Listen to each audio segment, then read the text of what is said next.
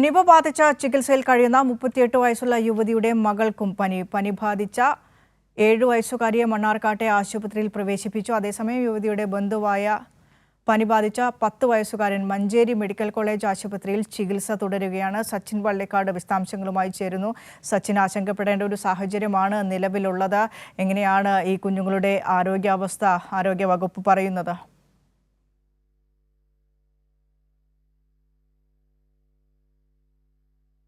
10 വയസ്സുകാരനെ Manjeri medical college ആശുപത്രിയിൽ പ്രവേശിപ്പിച്ചത്. തുടർന്ന് ഇന്നലെ വൈകിട്ടോടുകൂടെ നിപ്പ ബാധിച്ച യുവതിയുടെ 7 വയസ്സുള്ള മകളും അതേപോലെ തന്നെ മറ്റൊരു കോണ്ടാക്റ്റുള്ള കുട്ടിയുമാണ് ഇപ്പോൾ നിലവിൽ പാലക്കാട് മെഡിക്കൽ കോളേജിൽ ചികിത്സയിൽ കഴിയുന്നത്. നിലവിൽ ആശങ്കപ്പെടേണ്ട സാഹചര്യമില്ല എന്നാണ് ആരോഗ്യ വകുപ്പ് അറിയിച്ചിട്ടുള്ളത്. പ്രധാനമായും പനി മാത്രമാണ് ഇവർക്ക് രോഗലക്ഷണമായുള്ളൂ. ഇവരുടെ സ്രവമടക്കം ഇന്ന് പരിശോധനയ്ക്ക് അയക്കുന്നുണ്ട്. നിലവിൽ ആശങ്കപ്പെടേണ്ട സാഹചര്യമില്ലെന്നാണ് ജില്ലാ ഭരണകൂടവും ആരോഗ്യ വകുപ്പും അറിയിച്ചിട്ടുള്ളത്. കൃത്യമായ ഒരു ജാഗ്രതാ നിർദ്ദേശങ്ങൾ പാലിച്ചുകൊണ്ട് തന്നെയാണ് പാലക്കാട് ജില്ലയിലെ പ്രതിരോധ പ്രവർത്തനങ്ങൾ മുന്നോട്ട് പോയിക്കൊണ്ടിരിക്കുന്നത്. പ്രധാനമായും കണ്ടെയ്ൻമെന്റ് സോണുകൾ പ്രഖ്യാപിച്ച മേഖലകളിലെല്ലാം കർശനമായ നിർദ്ദേശങ്ങൾ തുടരുകയാണ്.